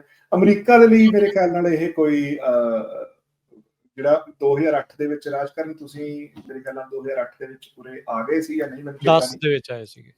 ਹਾਂਜੀ ਹਾਂ, ਪਰ 2008 ਦੇ ਵਿੱਚ ਮੈਂ ਜਦੋਂ ਆਇਆ, ਅਮਰੀਕਾ ਦੇ ਵਿੱਚ ਵੀ ਇਹੀ ਹਾਲ ਸੀਗਾ। ਕੋਈ ਵੀ ਬੰਦਾ ਜਿਹਦੇ ਕੋਲੇ 5-6 ਘਰ, ਉਦੋਂ ਕਿਉਂਕਿ ਘਰਾਂ ਦੇ ਪ੍ਰਾਈਸ ਇਦਾਂ ਹੀ ਵੱਧ ਰਹੇ ਸੀਗੇ ਜਿਵੇਂ ontario 'ਚ ਵੱਧ ਰਹੇ ਸੀਗੇ, ਕੈਲੀਫੋਰਨੀਆ ਦੇ ਵਿੱਚ ਸਾਰਿਆਂ ਨੇ 4-4 5-5 ਘਰ ਬੁੱਕ ਕਰਾਏ। ਸਾਰਿਆਂ ਨੂੰ ਇਦਾਂ ਹੀ ਲੱਗਦਾ ਸੀਗਾ ਵੀ ਲੈ ਤੁਹਾਨੂੰ ਉਦੋਂ ਦਾ ਧਾਂਦਲੀ ਬੈਂਕ ਵੱਲੋਂ ਪੂਰੀ ਚੱਲ ਰਹੀ ਸੀ ਨਾ, ਵੀ ਜਿਹਦਾ ਮਰਜ਼ੀ ਜੋ ਮਰਜ਼ੀ ਦਿਖਾਓ ਤੇ ਲਓ ਲੋਨ, ਗੱਲ ਹੀ ਕੋਈ ਕੋਈ ਗੱਲ। ਤੇ ਉਹ ਐਗਜ਼ੈਕਟਲੀ ਚੀਜ਼ ontario ਦੇ ਵਿੱਚ ਜ਼ਿਆਦਾ ਹੋਈ ਹੈ, BC ਦੇ ਵਿੱਚ ਵੀ ਹੋਈ ਹੈ, ਪਰ ਸ਼ਾਇਦ ਉਸ ਹੱਦ ਤੱਕ ਨਹੀਂ ਹੋ। ਪਰ ਉਹ ਲੋਕੀ ਫਸੇ ਹੋਏ ਆ। ਤਾਂ ਅਮਰੀਕਾ ਦੇ ਵਿੱਚ ਇਹ ਸੀਗਾ ਵੀ ਅਮਰੀਕਾ ਦੇ ਵਿੱਚ ਜਨਰਲ ਪੋਪੂਲੇਸ਼ਨ ਉਸ ਚੀਜ਼ 'ਚ ਇਨਵੋਲਵਡ ਸੀਗੀ, ਸਾਡੇ ਸਿਰਫ ਪੰਜਾਬੀ ਹੀ ਇਨਵੋਲਵਡ ਸੀਗੇ, ਤਾਂ ਕਰਕੇ ਉਸ ਤਰੀਕੇ ਦਾ ਰਿਸੈਸ਼ਨ ਨਹੀਂ ਦੇਖਿਆ। ਅੱਛਾ, ਸਿਰਫ ਪੰਜਾਬੀਆਂ ਦੇ ਹੀ ਘਰਾਂ ਦੀ ਜ਼ਿਆਦਾ ਦਿੱਕਤ ਹੈ ਰੀਅਲ ਏਸਟੇਟ ਦੀ, ਬਾਕੀਆਂ ਨੂੰ ਨਹੀਂ? ਕਿਉਂਕਿ ਚਲੋ ਪੋਪੂਲੇਸ਼ਨ ਉਹਨਾਂ ਦੀ ਜ਼ਿਆਦਾ ਹੈ, ਉਹ ਉਹਨਾਂ ਲੱਗ ਮਤਲਬ ਉਹ ਨੀਗਾ ਜਿਹੜੀ ਇਹ 3-3 4-4 ਘਰ ਬੁੱਕ ਕਰਾਉਣ ਵਾਲੀ ਜਿਹੜੀ ਪੰਜਾਬੀਆਂ ਦੀ ਜ਼ਿਆਦਾ ਸਮੱਸਿਆ ਸੀਗੀ। ਘਰਾਂ ਦੀ ਤਾਂ ਸਮੱਸਿਆ ਸਾਰਿਆਂ ਨੂੰ ਹੀ ਹੈਗੀ ਹੈ ਵੀ ਕਿਸੇ ਨੂੰ। ਹੁਣ ਗੱਲ ਇਹ ਹੈ ਨਾ ਵੀ ਜਿਹੜਾ ਘਰ 2016 ਦੇ ਵਿੱਚ 7 ਲੱਖ ਦਾ ਸੀਗਾ, ਉਹ 2022 ਦੇ ਵਿੱਚ ਲਗਭਗ 2 ਮਿਲੀਅਨ ਦਾ ਹੋ ਗਿਆ। $13 ਲੱਖ ਲਾ ਲਓ ਵੀ ਤੁਸੀਂ 7 ਸਾਲਾਂ ਦੇ ਵਿੱਚ ਲੋਕਾਂ ਨੂੰ ਦਿਖਣ ਲੱਗ ਗਈ ਨਾ, ਉਹਦੇ ਵਿੱਚ ਵੀ ਵੈਲਿਊ ਐਡ ਹੋ ਗਈ ਆ। ਹਾਂਜੀ ਹਾਂ। ਸੋ ਉਹਦੇ ਕਰਕੇ ਬਾਕੀਆਂ ਲਈ ਉਹਦੀ ਘਰ ਅਫੋਰਡ ਕਰਨੇ ਔਖੇ ਹੋ ਗਏ, ਤੇ ਉਹ ਸਾਰੇ ਏਰੀਆ ਦੇ ਵਿੱਚ ਜਦੋਂ ਘਰ ਇੰਨੇ ਮਹਿੰਗੇ ਹੋਏ ਤਾਂ ਮੁੜ ਕੇ ਰੌਲਾ ਪਿਆ। ਤਾਂ ਹੀ ਜਿਹੜਾ ਇਮੀਗ੍ਰੇਸ਼ਨ ਵਾਲਾ ਵੀ ਰੌਲਾ ਪਿਆ, ਇਮੀਗ੍ਰੇਸ਼ਨ ਕਰਕੇ ਘਰ। ਹੁਣ ਉਹ ਕਿਸੇ ਚੀਜ਼ ਨੂੰ ਤਾਂ ਬਲੇਮ ਕਰਨਾ ਹੁੰਦਾ, ਇਨ ਜਨਰਲ ਕੋਈ ਵੀ ਮਸਲਾ ਹੁੰਦਾ ਤਾਂ ਸਪਲਾਈ ਚੇਨ ਦਾ ਮਸਲਾ ਜੀ। ਚਲੋ ਹੋਪਫੁਲੀ ਇਕੋਨਮੀ ਦੇ ਜਿਹੜੇ ਹਾਲਾਤ ਆ ਉਹ ਹੋਰ ਸੁਧਰ ਜਾਣ, ਤਾਂ ਜੋ ਲੋਕਾਂ ਨੂੰ ਥੋੜੀ ਜਿਹੜੀ ਉਹ ਰਾਹਤ ਮਿਲੇ। ਪਰ ਇਹ ਆ ਵੀ ਦੇਖੋ, ਝਟਕਾ ਤਾਂ ਲੱਗਣਾ ਆ, ਲੱਗ ਰਿਹਾ ਆ, ਹੌਲੀ ਹੌਲੀ ਲੱਗਦਾ, ਇੱਕੋ ਦਮ ਲੱਗਦਾ ਕਿੱਦਾਂ ਹੁੰਦਾ ਆ। ਮਾਰਕੀਟ ਦੇ ਵਿੱਚ, ਇਕੋਨਮੀਜ਼ ਦੇ ਵਿੱਚ, ਓਵਰਆਲ ਦੁਨੀਆ ਭਰ ਦੇ ਵਿੱਚ ਆਪਾਂ ਉਸ ਦੇ ਵਿੱਚੋਂ ਗੁਜ਼ਰ ਰਹੇ ਹਾਂ, ਲੰਘ ਰਹੇ ਹਾਂ। ਵੀ ਦੇਖੋ ਅੱਗੇ ਕੀ ਬਣਦਾ ਹੈ। ਅਗਲੇ 2-3 ਸਾਲ ਵੈਸੇ ਹੀ ਜਨਰਲੀ ਮੇਰੇ ਖਿਆਲ ਨਾਲ ਸਾਰੇ ਗਲੋਬਲ ਇਕੋਨਮੀਜ਼ ਲਈ ਰੀਸਟਰਕਚਰਿੰਗ ਹੋ ਰਹੀ ਆ ਗੁਰਜਸਪਾਲ ਸਿੰਘ। ਸੋ ਇਹ ਸਾਰੇ ਪਾਸੇ ਕੋਈ ਕਹਿੰਦਾ ਵੀ ਵੈਲਥ ਦੀ ਡਿਸਟ੍ਰੀਬਿਊਸ਼ਨ ਦੀ ਆ, ਕੋਈ ਨਿਊ ਵਰਲਡ ਆਰਡਰ ਨੂੰ ਇਹਦਾ ਨਾਮ ਦਿੰਦਾ, ਕੋਈ ਵੱਖੋ ਵੱਖਰੇ ਜਿਹੜੇ ਨਾਮ ਆ ਇਸ ਟਾਈਮ ਇਸ ਤੇ ਚੱਲ ਰਹੇ ਆ। ਪਰ ਲੋਕਾਂ ਦੀ ਰੀਸਟਰਕਚਰਿੰਗ ਹੋਣੀ ਆ। ਉਤੋਂ ਇਹਨਾਂ ਸਾਰਿਆਂ ਦੇ ਵਿੱਚ AI ਜਿਹੜੀ ਇਨਵੋਲਵ ਕਰ ਲਓ ਤਾਂ ਬੜਾ ਕੁਛ ਜਿਹੜਾ ਹੋਰ ਆ ਉਹਦੇ ਵਿੱਚ ਨਾਲ ਚੇਂਜ ਜਿਹੜਾ ਉਹ ਹੋਣਾ ਆ। ਗੱਲ ਕਰੀਏ ਤੁਹਾਡੇ ਕੈਨੇਡਾ ਦੇ ਵਿੱਚ ਇਸ ਮੌਕੇ ਵਿਰੋਧੀ ਧਿਰ ਦੇ ਨੇਤਾ ਪੀਅਰ ਪੋਲੀਵੇ, ਉਹ ਜਿੱਤ ਗਏ ਨੇ ਤੇ ਚੰਗੀ ਜਿਹੜੀ ਜਿੱਤ ਉਹਨਾਂ ਦੀ ਹੋਈ ਆ। ਜਿਹੜੀ ਸੀਟ ਖਾਲੀ ਕੀਤੀ ਗਈ ਸੀ ਉਹਨਾਂ ਦੇ ਲਈ ਤਕਰੀਬਨ 19 ਵੋਟਾਂ ਦੇ ਨਾਲ ਹੀ ਜਿੱਤੇ ਆ, ਜਿੰਨੇ ਪਹਿਲੇ ਇਹਨਾਂ ਤੋਂ ਉੱਥੇ MP ਕਹਿ ਲਈਏ ਵੀ ਜਿਹੜੇ ਉਹ ਜਿੱਤੇ ਸੀਗੇ, ਤੇ ਹੁਣ ਜਾਣਗੇ ਵਾਪਸ ਸਦਨ ਦੇ ਵਿੱਚ। ਜੀ, ਸੋ ਬੈਟਲ ਰਿਵਰ ਕ੍ਰੌਫੋਰਡ ਤੋਂ ਜਿਹੜੇ ਪੀਅਰ ਪੋਲੀਅਰ ਉਹ ਜਿੱਤੇ ਆ। 40,548 ਵੋਟਾਂ ਉਹਨਾਂ ਨੂੰ ਮਿਲੀਆਂ, 80.4% ਹੈ। ਸੋ ਜਿਹੜੇ ਇਹਨਾਂ ਤੋਂ ਪਿਛਲੇ MP ਸੀਗੇ ਕੰਜ਼ਰਵੇਟਿਵ ਪਾਰਟੀ ਦੇ, ਉਹਨਾਂ ਨੂੰ 83% ਵੋਟ ਮਿਲੀ ਸੀਗੀ। ਸੋ 19 ਵੋਟ% ਨਾਲ ਤਾਂ ਨਹੀਂ ਜਿੱਤੇ, ਪਰ 80% ਵੀ ਇੱਕ ਓਵਰਵੈਲਮਿੰਗਲੀ ਮੈਜੋਰਿਟੀ ਹੀ ਆਪਾਂ ਕਹਿ ਸਕਦੇ ਹਾਂ। ਵੀ 50,000 ਜਿਹੜੀ ਟੋਟਲ ਵੋਟ ਪਈ ਹੈ। ਸੋ 50,434 ਦੇ ਵਿੱਚੋਂ 40,548 ਵੋਟ ਲੈ ਜਾਣੀ ਇੱਕ ਵੱਡਾ ਨੰਬਰ ਹੁੰਦਾ। ਸੋ ਮੈਜੋਰਿਟੀ ਤਾਂ ਉੱਥੋਂ ਮਿਲੀ ਆ, ਪਰ ਜਿਹੜੇ ਉਹਨਾਂ ਦੇ ਅਗੇਂਸਟ ਇੰਡੀਪੈਂਡੈਂਟ ਕੈਂਡੀਡੇਟ ਉੱਥੋਂ ਖੜੀ ਸੀਗੀ ਬੌਨੀ ਕ੍ਰਿਚਲੀ। ਮਤਲਬ ਵੈਸੇ ਤਾਂ ਬਹੁਤ ਜ਼ਿਆਦਾ ਇੰਡੀਪੈਂਡੈਂਟ ਕੈਂਡੀਡੇਟ ਖੜੇ ਸੀਗੇ, ਪਰ ਜਿਹੜੀ ਬੌਨੀ ਕ੍ਰਿਚਲੀ ਸੀ ਉਹ ਇਸੇ ਹੀ ਮਸਲੇ ਤੇ ਖੜੀ ਸੀਗੀ ਵੀ ਅਸੀਂ ਵੀ ਮਤਲਬ ਜਿਹੜੇ ਪੀਅਰ ਪੋਲੀਅਰ ਆ ਉਹ ਆਊਟਸਾਈਡਰ ਹੈ, ਅਸੀਂ ਆਪਣਾ ਕੈਂਡੀਡੇਟ ਜਿਤਾ ਕੇ ਪਾਰਲੀਮੈਂਟ ਦੇ ਵਿੱਚ ਭੇਜਿਆ ਸੀਗਾ, ਅਸੀਂ ਉਹਨੂੰ ਹੀ ਚਾਹੁੰਦੇ ਹਾਂ। ਤੁਸੀਂ ਮੰਨੋਗੇ ਵੀ ਉਹ ਦੂਜੇ ਨੰਬਰ ਤੇ ਰਹੇ ਤੇ ਉਹਨਾਂ ਨੂੰ 5,013 ਵੋਟਾਂ ਪਈਆਂ। ਸੋ ਉਹ ਵੀ ਇੱਕ ਗੁੱਡ ਨੰਬਰ ਹੈ। ਲਿਬਰਲ ਤੇ ਮੁੜ ਕੇ NDP ਤੀਜੇ ਜਾਂ ਚੌਥੇ ਨੰਬਰ ਤੇ ਰਹੇ। ਸੋ ਵਿਰੋਧ ਹੋਇਆ, ਥੋੜਾ ਹੋਇਆ ਪਰ ਵਿਰੋਧ ਹੋਇਆ ਉੱਥੇ। ਹੁਣ ਸਤੰਬਰ ਦੇ ਵਿੱਚ ਜਦੋਂ ਦੁਬਾਰਾ ਪਾਰਲੀਮੈਂਟ ਸੈਸ਼ਨ ਦੇ ਵਿੱਚ ਆਉਣੀ ਹੈ, ਮੈਨੂੰ ਲੱਗਦਾ ਉਦੋਂ ਉਹਨਾਂ ਨੂੰ ਸਹੁੰ ਚੁਕਾ ਕੇ ਪਾਰਲੀਮੈਂਟ ਦੇ ਵਿੱਚ ਜਾ ਸਕਣਗੇ। ਆਉਂਦਿਆਂ ਨਹੀਂ ਪੀਅਰ ਪੋਲੀਅਰ ਨੇ ਆਪਣੇ ਜਿਹੜੇ ਉਹ ਚਾਕੂ ਤਿੱਖੇ ਕਰਕੇ ਜਿਹੜਾ ਹਮਲਾ ਉਹ ਵਿੱਢ ਲਿਆ ਪ੍ਰਧਾਨ ਮੰਤਰੀ ਮਾਰਕ ਕਾਰਨੀ ਦੇ ਉੱਤੇ ਵੀ। ਮਾਰਕ ਕਾਰਨੀ ਬਹੁਤ ਅਮਰੀਕਾ ਦੇ ਨਾਲ ਸੌਫਟ ਚੱਲ ਰਹੇ, ਇਹਨਾਂ ਨੂੰ ਜ਼ਿਆਦਾ ਸਖਤੀ ਕਰਨੀ ਚਾਹੀਦੀ ਹੈ, ਜਾਂ ਹੋਰ ਜਿਹੜੇ ਆਪਣੇ ਪਾਈਪਲਾਈਨ ਵਾਲਾ ਮਸਲਾ ਹੈਗਾ ਵੀ ਉਹਨਾਂ ਨੂੰ ਛੇਤੀ ਪਾਈਪਲਾਈਨ ਪਾਉਣੀ ਚਾਹੀਦੀ ਹੈ, ਜਾਂ ਹੋਰ ਜਿਹੜੇ ਕੰਸਟਰਕਸ਼ਨ ਜਿਹੜੇ ਇਨਫਰਾਸਟ੍ਰਕਚਰ ਪ੍ਰੋਜੈਕਟ ਹੈ ਉਹਨਾਂ 'ਚ ਤੇਜ਼ੀ ਲੈ ਕੇ ਆਉਣੀ ਚਾਹੀਦੀ ਹੈ। ਸੋ ਬਿਆਨ ਆਉਣੇ ਲੱਗ ਗਏ। ਪਰ ਜਿਹੜੇ ਪੋਲੀਟੀਕਲ ਮਾਹਰ ਕਹਿ ਰਹੇ ਆ ਵੀ ਜਿਹੜਾ ਪੀਅਰ ਪੋਲੀਏਵ ਦਾ ਤਿੱਖੇ ਬੋਲਣ ਦਾ ਸੁਰ ਹੈ ਉਹ ਥੋੜਾ ਹੁਣ ਘਟਿਆ, ਉਹ ਓਨਾ ਤਿੱਖਾ ਨਹੀਂ ਬੋਲ ਰਹੇ ਜਿੰਨਾ ਉਹ ਇਲੈਕਸ਼ਨ ਤੋਂ ਪਹਿਲਾਂ ਬੋਲ ਰਹੇ ਸੀਗੇ। ਕੀ ਕਾਰਨ ਦੱਸਦੇ? ਪਤਾ ਨਹੀਂ ਗਾ ਜੀ, ਹੁਣ ਇਹ ਤਾਂ ਹੋ ਸਕਦਾ ਵੀ ਲੋਕਾਂ ਦਾ ਅੰਦਾਜ਼ਾ ਲੱਗ ਗਿਆ ਹੋਵੇ ਵੀ ਜਿਹੜੀਆਂ ਇੰਨੀਆਂ, ਕਿਉਂਕਿ ਜਿਹੜਾ ਓਵਰ ਇੱਕ ਹੁੰਦਾ ਨਾ ਵੀ ਮਾਈਨੋਰਿਟੀ 30-35-40% ਬੰਦੇ ਹੁੰਦੇ ਆ ਜਿਹੜੇ ਤੁਸੀਂ ਜਿਹਨੂੰ ਬਹੁਤ ਤੱਤੀਆਂ ਗੱਲਾਂ ਕਰਕੇ ਪ੍ਰਭਾਵ ਪਾ ਸਕਦੇ ਨੇ, ਮੋਸਟ ਆਫ ਦਾ ਟਾਈਮ ਉਹਨੇ ਕੁ ਨਾਲ ਹੀ ਸਰਕਾਰ ਬਣ ਜਾਂਦੀ ਹੈ। ਜਿਹੜਾ ਕੈਨੇਡਾ ਹੈ ਉਹ ਜਨਰਲੀ ਸਪੀਕਿੰਗ ਜਿਹੜੀ ਕੈਨੇਡਾ ਦੀ ਜ਼ਿਆਦਾ ਆਬਾਦੀ ਆ ਉਹ ਨਰਮ ਸੁਭਾਅ ਦੀ ਹੈ, ਤੇ ਜਦੋਂ ਕੋਈ ਬਹੁਤ ਤੱਤੀਆਂ ਗੱਲਾਂ ਕਰਦਾ ਤਾਂ ਉਸ ਚੀਜ਼ ਤੋਂ ਉਹ ਡਰ ਜਾਂਦੇ। ਮਤਲਬ ਇੱਕ ਹੋਰ ਪੋਲ ਰਨ ਹੋਇਆ, ਸੋ ਕਹਿੰਦੇ ਵੀ 52% ਕੈਨੇਡੀਅਨ, ਤੇ ਪਹਿਲੀ ਵਾਰੀ ਇਦਾਂ ਹੋਇਆ ਵੀ 52% ਕੈਨੇਡੀਅਨ ਨਹੀਂ ਚਾਹੁੰਦੇ ਵੀ ਜਿਹੜਾ ਪੀਅਰ ਪੋਲੀਏਵ ਸਾਡਾ ਪ੍ਰਧਾਨ ਮੰਤਰੀ ਬਣ ਸਕੇ। ਸੋ ਹਾਲਾਂਕਿ ਜਿਹੜਾ ਨੰਬਰ ਇਲੈਕਸ਼ਨਸ ਦੇ ਵਿੱਚ ਤਾਂ ਜ਼ਿਆਦਾ ਹੈ, ਪਰ ਉਹ ਪੋਲ ਦੇ ਵਿੱਚ ਵੀ ਸਿਰਫ ਜਿਹੜੀ ਕੰਜ਼ਰਵੇਟਿਵ ਪਾਰਟੀ ਦੇ ਵਿੱਚ 60% ਬੰਦਿਆਂ ਨੇ ਕਿਹਾ, ਲਿਬਰਲਸ ਦੇ ਵਿੱਚ ਤਾਂ ਉਹ ਸਿਰਫ 28% ਲੋਕੀ ਇਹ ਗੱਲ ਕਹਿ ਰਹੇ ਆ ਵੀ ਹਾਂ ਪੀਅਰ ਪੋਲੀਏਵ ਨੂੰ ਦੁਬਾਰਾ ਪਾਰਲੀਮੈਂਟ ਦੇ ਵਿੱਚ ਵੀ ਹੋਣਾ ਚਾਹੀਦਾ। ਮਤਲਬ ਸੋ ਜਦੋਂ ਕੋਈ ਬਹੁਤ ਜ਼ਿਆਦਾ ਤਿੱਖੀਆਂ ਗੱਲਾਂ ਕਰਦਾ, ਜਿਹੜਾ Canadian society the in general ਸੁਭਾਅ ਆ ਉਹ ਤੁਸੀਂ ਦੇਖਿਆ ਹੀ ਹੋਣਾ ਵੀ ਥੋੜੀਆਂ ਨਰਮ ਮਿੱਠੀਆਂ ਗੱਲਾਂ ਵਾਲੇ ਬੰਦੇ ਨੂੰ ਜ਼ਿਆਦਾ ਪਸੰਦ। ਜੀ ਜੀ ਬਿਲਕੁਲ। ਤੇ ਚਲੋ ਆਪਾਂ ਗੱਲਬਾਤ ਨੂੰ ਜਾਰੀ ਰੱਖਾਂਗੇ। ਗੁਰਜਸਪਾਲ ਸਿੰਘ, ਇੱਕ ਬ੍ਰੇਕ ਦਾ ਵਕਤ ਹੋ ਗਿਆ, ਬ੍ਰੇਕ ਲੈਂਦੇ ਹਾਂ ਤੇ ਬ੍ਰੇਕ ਤੋਂ ਬਾਅਦ ਚ ਮੁੜਦੇ ਹਾਂ ਵਾਪਸ ਆਪਣਾ ਇਹ ਪ੍ਰੋਗਰਾਮ ਆ ਇਸ ਨੂੰ ਇਸੇ ਤਰੀਕੇ ਦੇ ਨਾਲ ਜਾਰੀ ਰੱਖਾਂਗੇ। ਇੱਕ ਵਾਰੀ ਫਿਰ ਆਪ ਸਭ ਦਾ ਸਵਾਗਤ ਹੈ। ਸਰੋਤੇ ਪ੍ਰੋਗਰਾਮ ਇਸ ਮੌਕੇ ਤੁਹਾਡੇ ਲਈ ਪੇਸ਼ ਕਰ ਰਹੇ ਹਾਂ ਗੁਰਜਸਪਾਲ ਸਿੰਘ ਹੁਣਾਂ ਦੇ ਨਾਲ ਸਾਂਝੀ ਸਾਥ ਦੇ ਵਿੱਚ ਕੈਨੇਡਾ ਦੀਆਂ ਜਿਹੜੀਆਂ ਅਪਡੇਟਸ। ਗੁਰਜਸਪਾਲ ਸਿੰਘ ਜੀ, ਆਇਆਂ ਨੂੰ ਇੱਕ ਵਾਰੀ ਫਿਰ ਸਵਾਗਤ ਹੈ। ਸਤਿ ਸ਼੍ਰੀ ਅਕਾਲ ਜੀ। ਰਾਜਕਰਨਵੀਰ ਸਿੰਘ, ਸਤਿ ਸ਼੍ਰੀ ਅਕਾਲ। ਸਾਰੇ ਸਰੋਤਿਆਂ ਨੂੰ ਕੋਈ ਫਿਰ ਮਿੱਗੀ ਜੀ ਆਇਆਂ ਨੂੰ ਤੇ ਸਤਿ ਸ਼੍ਰੀ ਅਕਾਲ। ਅੱਗੇ ਆਪਾਂ ਹੁਣ ਗੱਲਬਾਤ ਦੇ ਵਿੱਚ ਅੱਗੇ ਵਧਦੇ ਹਾਂ।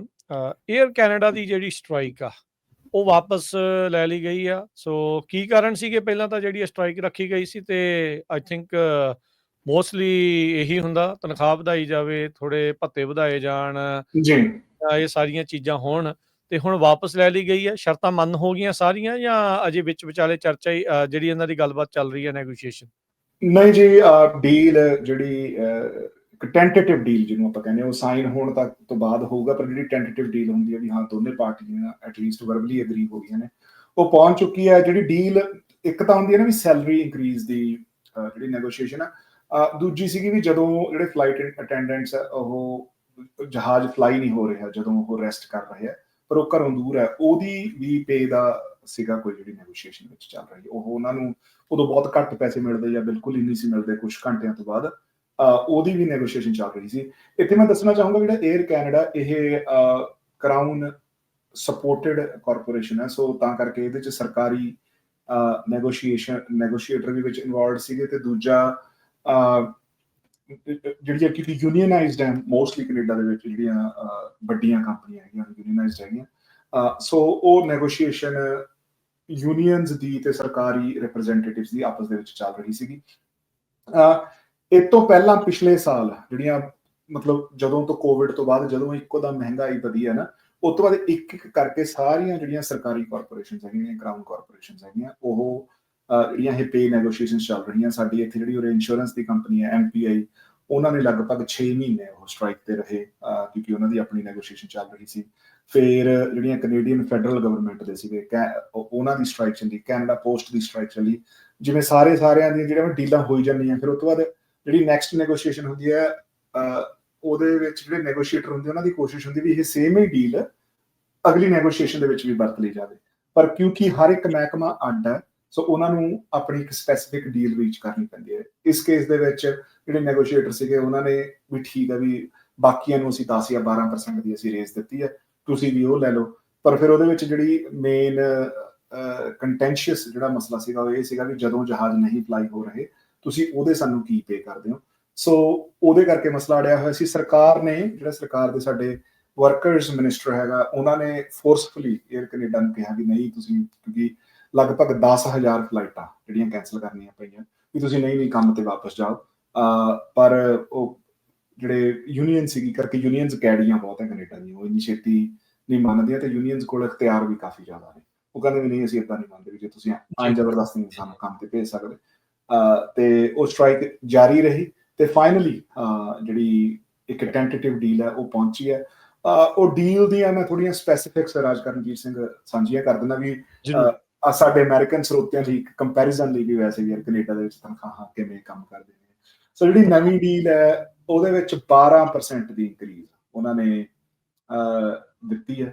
1 ਅਪ੍ਰੈਲ ਤੋਂ ਉਹਨੂੰ ਬੈਕਡੇਟ ਕਰੂਗੇ। ਸੋ 1 ਅਪ੍ਰੈਲ ਤੋਂ ਲੈ ਕੇ ਵੀ ਜੇ 1 ਮੰਨ ਅਪ੍ਰੈਲ ਲਓ 2025 ਕੇ 24 ਜਾਂ 23 ਜਾਂ 1 ਅਪ੍ਰੈਲ 2025 25 ਤੋਂ ਹੀ। ਸੋ ਜੇ 1 ਅਪ੍ਰੈਲ 2025 ਨੂੰ ਕਿਸੇ ਨੂੰ 100 ਰੁਪਇਆ ਮਿਲਦਾ ਸੀਗਾ ਤਾਂ ਉਹਨੂੰ $112 100 ਰੁਪਈਆ ਚ ਨਾ ਕਰੋ, ਹੁਣ ਡਾਲਰਾਂ ਚ ਹੀ ਦੱਸੋ, ਏਦਾਂ ਨਾ ਕਰੋ।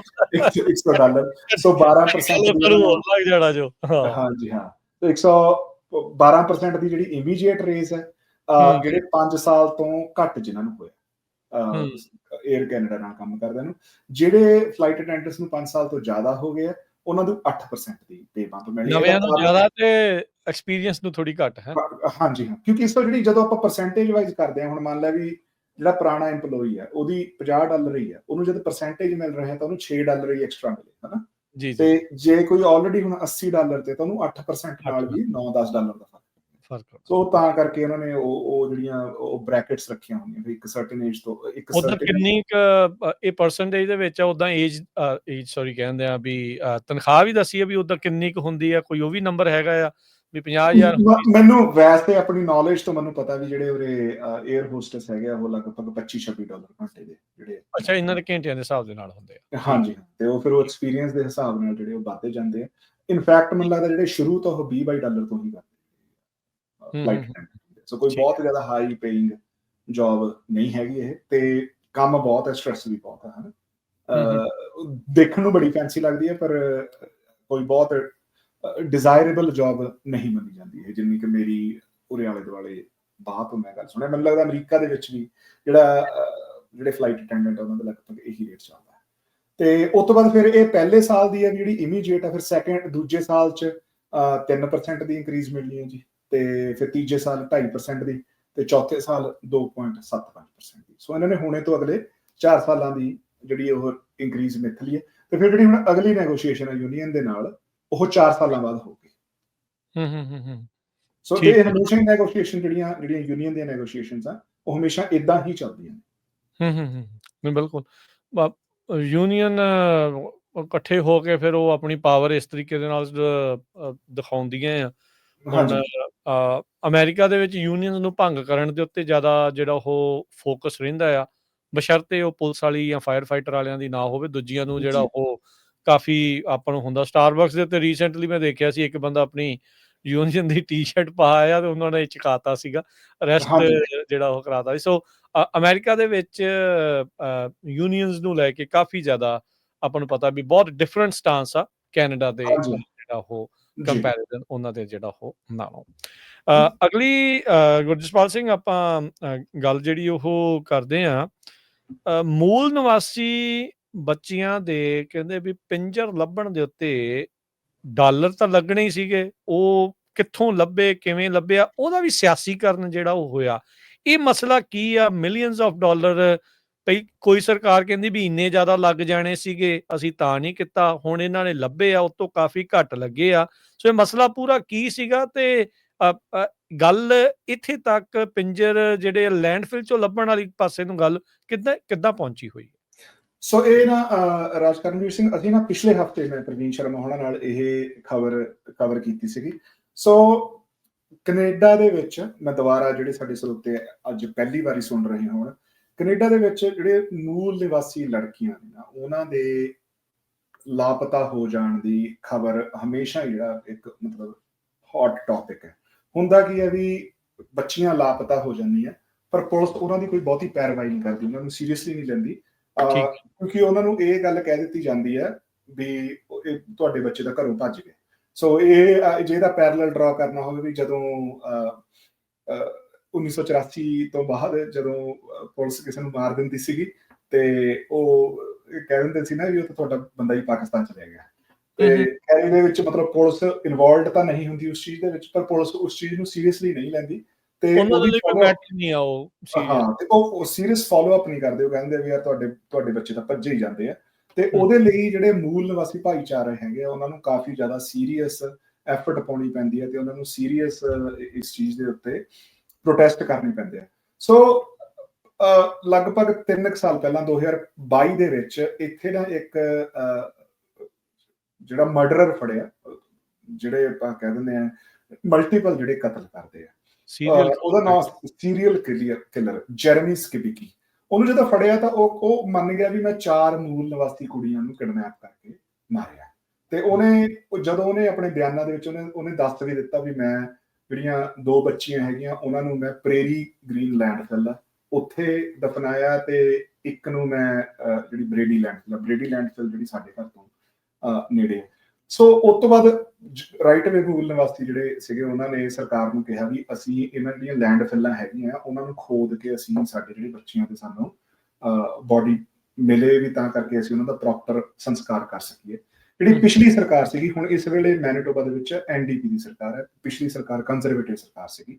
ਤੇ ਕੰਜ਼ਰਵੇਟਿਵ ਸਰਕਾਰ ਵੈਸੇ ਵੀ ਮਤਲਬ ਹਿਸਟੋਰੀਕਲੀ ਵੀ ਇਦਾਂ ਹੀ ਚੱਲਦਾ, ਜਿਹੜੀ ਕੰਜ਼ਰਵੇਟਿਵ ਆ ਜਿਹੜੀ ਆਪਣੀ ਮੂਲ ਨਿਵਾਸੀ ਭਾਈਚਾਰਾ ਹੈਗਾ ਉਹਦੇ ਨਾਲ ਘੱਟ ਰਲ ਕੇ ਚੱਲਦੀ ਹੈ ਤੇ ਜਿਹੜੇ ਐਨਡੀਪੀ ਹੈ ਉਹ ਜ਼ਿਆਦਾ ਰਲ ਕੇ ਚੱਲਦੀ ਹੈ। ਤੇ ਇਨਫੈਕਟ ਇਸ ਵੇਲੇ ਤਾਂ ਜਿਹੜੀ ਐਨਡੀਪੀ ਦੀ ਸਰਕਾਰ ਹੈ ਤੇ ਜਿਹੜੇ ਸਾਡੇ ਪ੍ਰੀਮੀਅਰ ਮੁੱਖ ਮੰਤਰੀ ਕਹਿ ਲਈਏ ਜਾਂ ਕੈਲੀਫੋਰਨੀਆ ਨਾਲ ਜੀ ਗਵਰਨਰ ਕਹਿ ਲਈਏ, ਉਹ ਮੂਲ ਨਿਵਾਸੀ ਭਾਈਚਾਰੇ ਤੋਂ ਵੀ ਨੇ।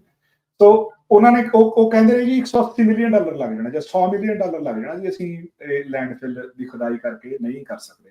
ਉਹਦੇ ਤੇ ਪੂਰਾ ਪ੍ਰੋਟੈਸਟ ਚੱਲਿਆ, ਮਤਲਬ ਠੰਡ ਦੇ ਵਿੱਚ, ਗਰਮੀਆਂ ਦੇ ਵਿੱਚ ਜਿਹੜੇ ਲੋਕਲ ਲੋਕੀ ਸੀਗੇ, ਮਤਲਬ ਜਿਹੜੇ ਸਾਰੇ ਗੋਰੇ ਕਾਲੇ ਹੋਰ ਇਮੀਗ੍ਰੈਂਟ ਕਮਿਊਨਿਟੀਜ਼ ਦੇ ਬੰਦੇ ਵੀ ਮੂਲ ਨਿਵਾਸੀ ਜਿਹੜੀ ਕਮਿਊਨਿਟੀ ਸੀਗੀ ਉਹਦੇ ਹੱਕ ਦੇ ਵਿੱਚ ਆਏ, ਉਸ ਪ੍ਰੋਟੈਸਟ ਦੇ ਵਿੱਚ ਆਏ। ਪਰ ਪੁਰਾਣੀ ਸਰਕਾਰ ਦੇ ਕੰਨਾਂ ਤੇ ਜੂੰ ਨਹੀਂ ਸਿਰਕੀ। ਪਰ ਜਦੋਂ ਸਰਕਾਰ ਪਿਛਲੇ ਸਾਲ ਬਦਲੀ ਤੇ ਉਹਨਾਂ ਨੇ ਉਹ ਲੈਂਡਫਿਲ ਦੀ ਖੁਦਵਾਈ ਕਰਾਈ ਤਾਂ ਉੱਥੋਂ ਜਿਹੜੀਆਂ 2 ਬੱਚੀਆਂ ਜਿਹੜੀਆਂ ਪ੍ਰੇਰੀ ਗ੍ਰੀਨ ਲੈਂਡਫਿਲ ਦੇ ਵਿੱਚ ਜਿਨ੍ਹਾਂ ਦੇ ਬੋਡੀਜ਼ ਦਫਨਾਈਆਂ ਸੀਗੀਆਂ ਉਹ ਮਿਲ ਗਈਆਂ। ਉਹਨਾਂ ਦੇ ਨਾਮ ਸੀਗੇ ਮਰਸਡੀਜ਼ ਮਾਇਰਨ ਤੇ ਰਿਬੇਕਾ ਕੈਂਟੋਏ। ਉਹਨਾਂ ਦੇ ਬੋਡੀ ਉੱਥੋਂ ਮਿਲੀ ਤੇ ਉਹਦੇ ਅੱਜ ਜਿਹੜੇ ਨੰਬਰਸ ਸਰਕਾਰ ਨੇ ਜਾਰੀ ਕੀਤੇ, ਸੋ ਵੀ $18 ਮਿਲੀਅਨ ਉਹ ਸਰਚ ਤੇ ਲੱਗੇ। ਹੁਣ ਉਹ $18 ਮਿਲੀਅਨ ਸਰਕਾਰਾਂ ਲਈ ਜਾਂ ਕਿਸੇ ਮਤਲਬ ਸਪੈਸ਼ਲੀ ਕੈਨੇਡਾ ਵਰਗੇ ਮੁਲਕ ਚ ਜਿਹਦੇ ਚ ਪੈਸੇ ਦੀ ਐਡੀ ਕੋਈ ਸੀਰੀਅਸ ਪ੍ਰੋਬਲਮ ਨਹੀਂ ਹੈਗੀ, ਜਦੋਂ ਕਿਸੇ ਮਤਲਬ ਆਪਾਂ ਕਹਿ ਲਈਏ ਵੀ ਰਿਸਪੈਕਟ ਦੀ ਗੱਲ ਹੈ, ਵੀ ਉਹਨਾਂ ਨੂੰ ਜਿਹੜੀ ਉਹਨਾਂ ਨੂੰ ਬਣਦੀ ਇੱਜ਼ਤ ਦੀ ਗੱਲ ਹੈ ਉਹਦੇ ਪੱਖ ਦੇ ਵਿੱਚ। ਪਰ ਉਹ ਸਿਰਫ $18 ਮਿਲੀਅਨ ਦਾ ਖਰਚਾ ਹੈ। ਤੇ ਹੁਣ ਜਿਹੜੀ ਤੀਜੀ ਬੱਚੀ ਹੈਗੀ ਆ ਉਹਦੇ ਬੋਡੀ ਲੱਭਣ ਲਈ ਸਰਚ ਚੱਲ ਰਹੀ ਹੈ ਬਰੇਡੀ ਲੈਂਡਫਿਲ ਦੇ ਵਿੱਚ, ਜਿਹਦੇ ਵਿੱਚ ਲਗਭਗ $2 ਮਿਲੀਅਨ ਤੱਕ ਦਾ ਖਰਚਾ ਆਉਣ ਦਾ ਜਿਹੜੀ ਕੈਲਕੂਲੇਸ਼ਨ ਹੈ। ਜੀ ਬਿਲਕੁਲ। ਸੋ ਇੱਥੋਂ ਪਤਾ ਲੱਗ ਜਾਂਦਾ ਸੀਰੀਅਸਨੈਸ ਉਹਨਾਂ ਲੋਕਾਂ ਦੇ ਪ੍ਰਤੀ, ਖਾਸ ਕਰਕੇ ਮਾਈਨੋਰਟੀਜ਼ ਨੂੰ ਲੈ ਕੇ। ਗੁਰਜਸਪਾਲ ਸਿੰਘ, ਜਿੱਦਾਂ ਆਪਾਂ ਪੈਰਲਲ ਡਰਾ ਕੀਤਾ ਜਾਂ ਪੈਰਲਲ ਜਿਹੜਾ ਉਹ ਦੇਖਿਆ ਵੀ ਪੰਜਾਬ ਦੇ ਵਿੱਚ ਜਿਹੜੀਆਂ ਵਿਚਾਰੀਆਂ ਅਣਪਛਾਤੀਆਂ ਲਾਸ਼ਾਂ ਜਿਹੜੀਆਂ ਉਹ ਬਣ ਕੇ ਜਿਹੜੀਆਂ ਉਹ ਰਹਿ ਗਈਆਂ, ਇਹੀ ਸੀਗਾ ਵੀ ਪਤਾ ਨਾ ਲੱਗੇ, ਇਹਨਾਂ ਦੀ ਕੋਈ ਕਦਰ ਨਹੀਂ, ਇਹਨਾਂ ਦੀ ਕੋਈ ਵੈਲਿਊ ਨਹੀਂ, ਇਹਨਾਂ ਦੀ ਜਾਨ ਦੀ ਕੋਈ ਕੀਮਤ ਨਹੀਂ। ਸੋ ਸਾਰੀਆਂ ਚੀਜ਼ਾਂ ਸੋ ਇਹ ਚੀਜ਼ਾਂ ਜਿਹੜੀਆਂ ਹੁੰਦੀਆਂ, ਪਰ ਸੀਰੀਅਸਨੈਸ ਦਿਖਾਉਣੀ ਚਾਹੀਦੀ ਆ, ਤਾਂ ਹੀ ਪਤਾ ਲੱਗਦਾ, ਤਾਂ ਹੀ ਲੋਕਾਂ ਨੂੰ ਤੁਸੀਂ ਨਾਲ ਜੋੜ ਸਕੋਗੇ ਜੇ ਉਹਨਾਂ ਨੂੰ ਸਾਫ਼ ਨਜ਼ਰ ਆਊਗਾ ਜਾਂ ਇਨਸਾਫ ਜਿਹੜਾ ਉਹ ਦਿਸਦਾ ਹੋਊਗਾ। ਸਰਕਾਰ ਦਾ ਫਰਜ਼ ਹੁੰਦਾ ਆਪਣੀ ਭਰੋਸੇਯੋਗਤਾ ਕਾਇਮ ਰੱਖਣੀ। ਬਿਲਕੁਲ। ਉਹ ਭਰੋਸੇਯੋਗਤਾ ਇਸੇ ਤਰੀਕੇ ਨਾਲ ਕਾਮਯਾਬ ਹੋ ਸਕਦੀ ਹੈ ਜਦੋਂ ਤੁਸੀਂ ਸਾਰੀਆਂ ਕਮਿਊਨਿਟੀਜ਼ ਨੂੰ ਬਰਾਬਰ ਦੇ ਹੱਕ ਦਿੰਦੇ ਹੋ, ਬਰਾਬਰ ਦੀ ਟ੍ਰੀਟਮੈਂਟ ਦਿੰਦੇ ਹੋ, ਉਹਨਾਂ ਨੂੰ ਬਰਾਬਰ ਦੇ ਸ਼ਹਿਰੀ ਹੋਣ ਦਾ ਮਤਲਬ ਅਹਿਸਾਸ ਦਿਵਾਉਂਦੇ ਹੋ। ਮੈਨੂੰ ਤਾਂ ਇਹ ਗੱਲ ਵੀ ਕਹਿਣ ਦੇ ਵਿੱਚ ਪਰਸਨਲੀ ਹੋ ਸਕਦਾ ਮੈਂ ਥੋੜਾ ਜ਼ਿਆਦਾ ਮੇਰਾ ਇਹਦੇ ਵਿੱਚ ਰੈਡੀਕਲ ਥਾਟ ਹੋਵੇ ਵੀ ਜਿਹੜੇ ਮੂਲ ਨਿਵਾਸੀ ਨੇ ਉਹ ਇੱਥੋਂ ਦੇ ਅਸਲ ਮਾਲਕ ਨੇ, ਅਸਲ ਸ਼ਹਿਰੀ ਨੇ, ਤੇ ਜੇ ਉਹਨਾਂ ਨੂੰ ਥੋੜੇ ਜ਼ਿਆਦਾ ਹੱਕ ਵੀ ਦਿੱਤੇ ਜਾਣ ਤਾਂ ਉਹਦੇ ਵਿੱਚ ਵੀ ਕੋਈ ਉਹ ਨਹੀਂ ਹੈਗਾ ਵੀ ਬਾਕੀਆਂ ਨਾਲੋਂ ਉਹਨਾਂ ਲਈ ਥੋੜੀਆਂ ਜ਼ਿਆਦਾ ਸਹੂਲਤਾਂ ਹੋਣ ਕਰਕੇ ਉਹਨਾਂ ਦੀ ਜਗ੍ਹਾ ਨੂੰ ਅਸੀਂ ਲੀਜ਼ ਦੇ ਉੱਤੇ ਲਿਆ ਹੋਇਆ ਜਾਂ ਉਸ ਜਗ੍ਹਾ ਦਾ ਖੱਟਿਆ ਹੀ ਖਾ ਰਹੇ ਹਾਂ। ਜੇ ਤੇਲ ਕੱਢਣਾ, ਜੇ ਪਾਣੀ ਹੈ, ਜਾਂ ਜਿੰਨੇ ਵੀ ਨੈਚੁਰਲ ਰਿਸੋਰਸ ਹੈ, ਕੈਨੇਡਾ ਕੋਲ ਕਹਿ ਦਿੰਦੇ ਵੀ ਸਭ ਤੋਂ ਜ਼ਿਆਦਾ ਨੈਚੁਰਲ ਰਿਸੋਰਸ ਹੈ ਦੁਨੀਆ ਦੇ ਵਿੱਚ। ਤਾਂ ਹੀ ਵਾਧੂ ਨਹੀਂ ਤਾਂ ਗੁਰਜਸਪਾਲ ਸਿੰਘ ਬਰਾਬਰ ਦੇ ਤਾਂ ਹੋਣ ਜੀ, ਇੰਨਾ ਤਾਂ ਜਿਹੜਾ ਉਹ ਹੋਣਾ ਚਾਹੀਦਾ। ਇਹੀ ਅਫਸੋਸ ਵਾਲੀ ਗੱਲ ਹੁੰਦੀ। ਹੁਣ ਆਪਾਂ ਦੇਖਦੇ ਹੀ ਆ ਵੀ ਇੱਕ ਜਿਹੜੀਆਂ ਵੇਵਸ ਚੱਲਦੀਆਂ ਮੈਜੋਰਿਟੇਰੀਅਨਸ ਵਰਸਿਸ ਮਾਈਨੋਰਿਟੀ ਵਾਲੀਆਂ, ਉਹਦੇ ਵਿੱਚ ਇਹੀ ਹੁੰਦਾ ਵੀ ਇੱਕ ਜਿਹੜਾ ਮਾਈਨੋਰਿਟੀ ਵਾਲੇ ਆ ਜਾਂ ਜਿਨ੍ਹਾਂ ਨੂੰ ਲਤਾੜਿਆ ਹੁੰਦਾ ਉਹਨਾਂ ਨੂੰ ਇਨਸਾਫ ਲੈਣ ਦੇ ਲਈ ਜ਼ਿਆਦਾ ਜੱਦੋਜਹਿਦ ਕਰਨੀ ਪੈਂਦੀ ਆ। ਕਿਸੇ ਮੈਜੋਰਿਟੀ ਵਾਲੇ ਦੇ ਨਾਲ ਇੱਦਾਂ ਦੀ ਚੀਜ਼ ਕੋਈ ਵਾਪਰੀ ਹੁੰਦੀ ਹੈ ਤੇ ਉਹ ਇੱਕ ਨੈਸ਼ਨਲ ਬਿਗ ਇਸ਼ੂ ਹੁੰਦਾ ਹੈ ਤੇ ਮਾਈਨੋਰਟੀਜ਼ ਦੇ ਨਾਲ ਜਦੋਂ ਇਦਾਂ ਵਾਪਰਦਾ ਤੇ ਉਦੋਂ ਉਹਨਾਂ ਨੂੰ ਜਿਹੜਾ ਉਹ ਛੋਟਾ ਇਸ਼ੂ ਹੁੰਦਾ ਹੈ। ਗੁਰਜਸਪਾਲ ਸਿੰਘ, ਜਾਂਦੇ ਜਾਂਦੇ ਆਪਾਂ ਗੱਲ ਕਰ ਲੈਂਦੇ ਆ ਇਜ਼ਰਾਈਲ, ਗਾਜ਼ਾ, ਉਹ ਸਾਰਾ ਕੁਛ ਵੈਸਟ ਬੈਂਕ ਦੇ ਵਿੱਚ ਜੋ ਇਜ਼ਰਾਈਲ ਨੇ ਹੁਣ ਐਕਸਪੈਂਸ਼ਨ ਦੀ ਗੱਲ ਕੀਤੀ ਆ, ਉਸ ਨੂੰ ਕੈਨੇਡਾ ਨੇ ਜਿਹੜਾ ਕਿਹੜਾ ਵੀ ਕੰਡੈਮ ਕੀਤਾ, ਉਸ ਨੂੰ ਮਾੜਾ ਆਖਿਆ ਆ। ਗਾਜ਼ਾ ਦੇ ਵਿੱਚੋਂ ਲੋਕਾਂ ਨੂੰ ਚੱਕ ਕੇ ਬਾਹਰ ਹੋਰ ਮੁਲਕਾਂ 'ਚ ਘੱਲਣ ਦੀ ਜਿਹੜੀ ਗੱਲ ਆ, ਉਹ ਵੀ ਆਪਾਂ ਜਿਹੜੀ ਉਹ ਸੁਣ ਰਹੇ ਆ। ਇਸ ਮੌਕੇ ਇਜ਼ਰਾਈਲ ਦੀ ਕੁਝ ਵੈਸਟਰਨ ਮੁਲਕਾਂ ਦੇ ਨਾਲ ਕਹਿ ਲਓ ਵੀ ਖੜਕੀ ਪਈ ਆ।